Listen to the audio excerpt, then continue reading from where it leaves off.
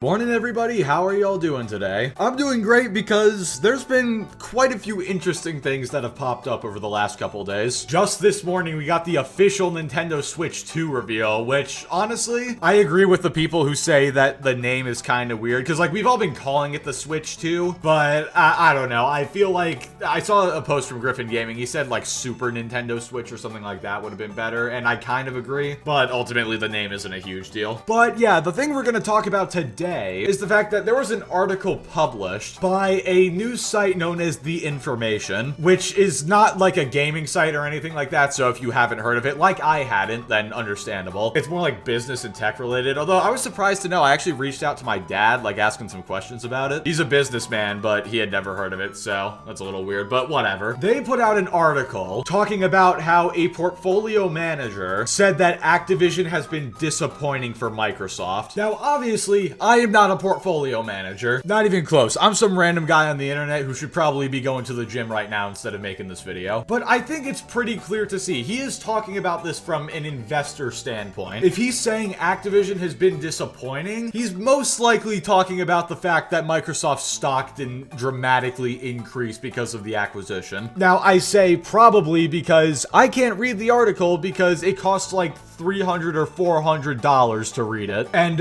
yeah, I'm not paying $400 to read a single article. Thankfully, our favorite PlayStation fanboy on Twitter, Nib, did read the full article and copy-pasted some select quotes. And at least according to him, the main takeaways are, one, obviously that Activision has been disappointing, like I just said, that Microsoft almost shut down Xbox in 2021, but they decided to buy out Bethesda instead. And according to the investor, he doesn't think that the majority of the market wants a subscription service like Game Pass. And then there's obviously some other points that you can read over there, but those are the three important ones, at least for the sake of this video. Now, I am not going to be arguing against the portfolio manager. Obviously, I am way out of my league. Obviously, that guy knows way more than I do. But what I am here to do is talk about the crash out that occurred from Tim Dog. You guys might know that Tim Dog was a former Xbox fanboy who recently, I don't remember exactly how recently, but within like the last year or so, switched to being a PlayStation fanboy because he was just fed up with Microsoft. And Nib's post caused him to kind of lose his mind on Twitter because apparently he took the portfolio manager saying that Activision was disappointing as it's over for Xbox, they're screwed. You know, it couldn't just be that he was upset that the stocks of Microsoft did not increase dramatically as a result of the Activision deal. Nope, Xbox is just finished. It's Xbover. So anyway, without any further ado, this has been a very long intro, Jesus. Let's go ahead and get into Tim Dog's crash out. Also, these are in no particular order. Alright, first up we have Xbox fanboy still gonna go with this good news and or well people talking bad and grifting on it. It's reality, MFers. Satya almost had enough in 2017 and 2021. 100 billion later and a net gain loss of customers. That's reality. Reality is I'm a fat F who needs to lose weight for those who wish death on me. I have something for those MFers. Stay tuned. Okay, I guess he needs to hit the gym. He's fat! Nah, but for real, I will always celebrate anybody who wants to go to the gym and improve themselves as a person. If you've been thinking about it, trust me, go for it. But gym motivations aside, yeah, Satya almost had enough in 2021. It wasn't looking great for Xbox, which is why they bought Bethesda and then Activision, and guess what? Now it's looking very good for them. Also, it's hilarious because he says a net gain loss of customers, ignoring the grammar on that. You do realize that Xbox's push to put their games on other platforms gains them more customers.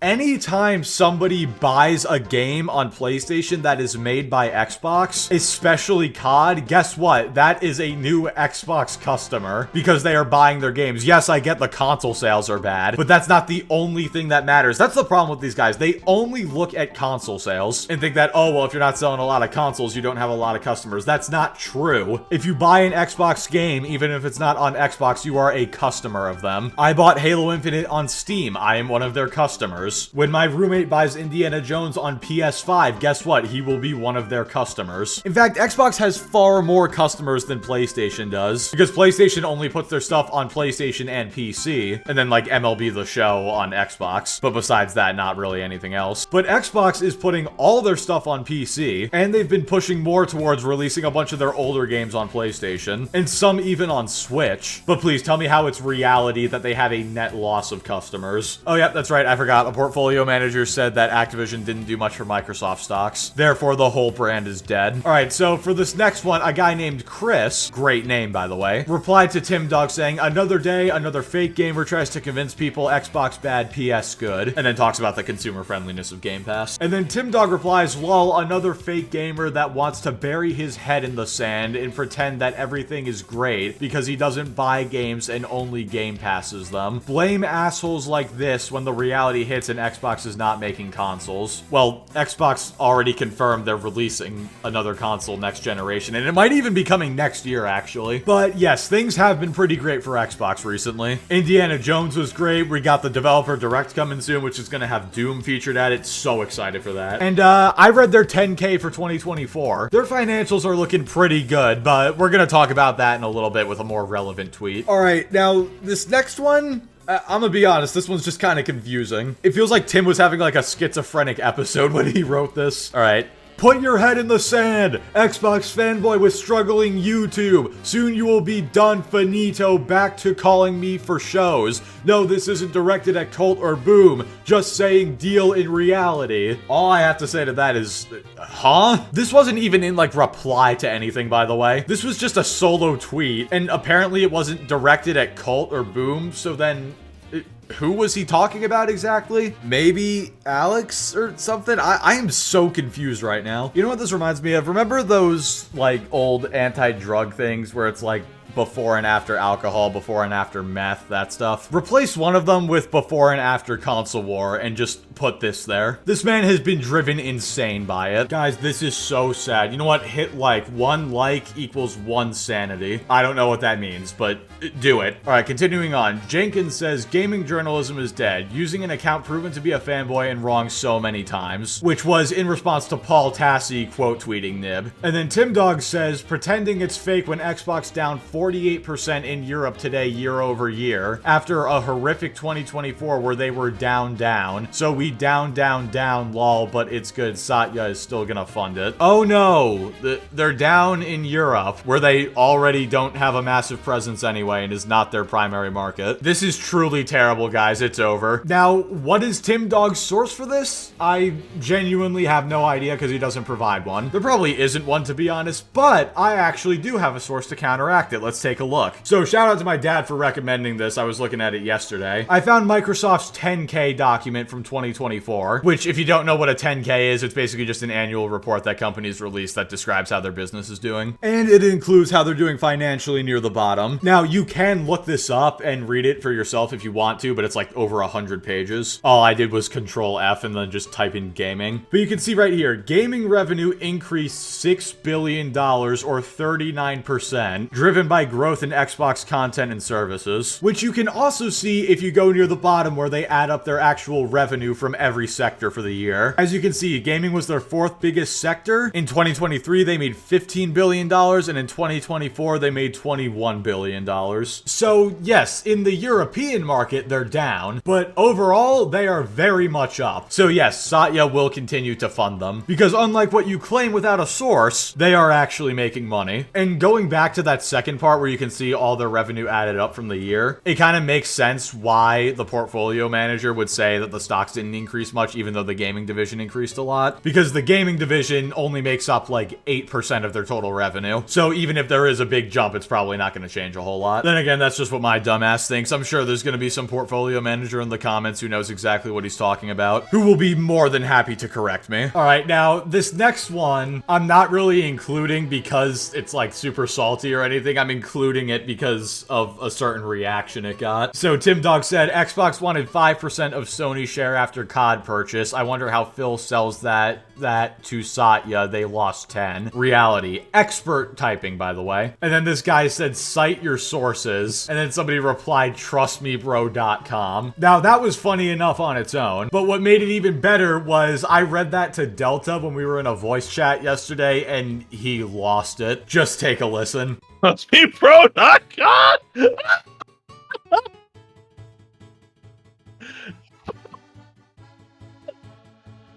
Good. What? Hang on, I'm just trying to do something here. You gonna put my laugh in there?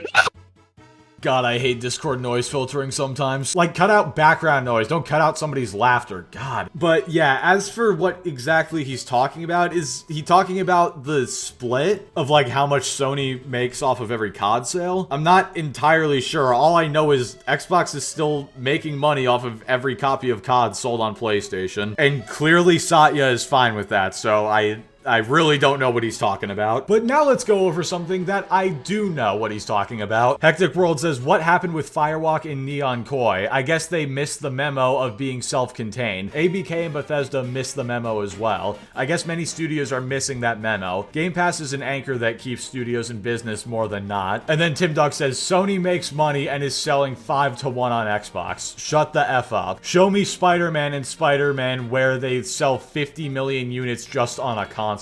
I'm assuming he meant Spider-Man and Spider-Man 2, but this dude types so horrendously I genuinely can't tell. But no, Spider-Man and Spider-Man 2 have not sold 50 million copies. That is wishful thinking. All 3 games haven't even sold that much, even including the PC ports. 2018 Miles Morales and 2 in total, based off the actual sales data that we have, haven't even sold a combined like 40 million. I can't remember if it was the Insomniac leaks that revealed it, but there was something that revealed that Spider-Man 1 sold like 24 million copies. And then Miles Morales sold significantly less, and then 2 sold between like 10 and 15 million, I'm pretty sure. However much it did sell though, it's clear that it wasn't enough if they're bringing it to PC just over a year later. Plus, who knows how many of those copies were bundled with consoles. But yeah, the argument of Sony makes money, okay, so does Xbox, which you would know if you bothered to do any actual research. The closest this guy comes to doing research, though, is reaching into his brain and trying to feel around for something. And guess what? He finds nothing. Occasionally, maybe he pulls a cobweb out of there. Wait, I just realized. Webs? Spider-Man? There you go. It all makes sense now. You know what? Why would I ever doubt him? Anyway, alright, let's see what we got next. Another day of negative Xbox news, but blame me for saying this is the way it is, or they have problems, or they just don't card about you, the consumer, and unlikely they won't have a new console. Satya wanted to end Xbox in 2017, and now in 2021. Next time he will end it. Damn, guys, this is so sad. I just found out today that Xbox doesn't card about me. This is truly tragic. The trillion-dollar company doesn't care about its customers. Woe is me. Also,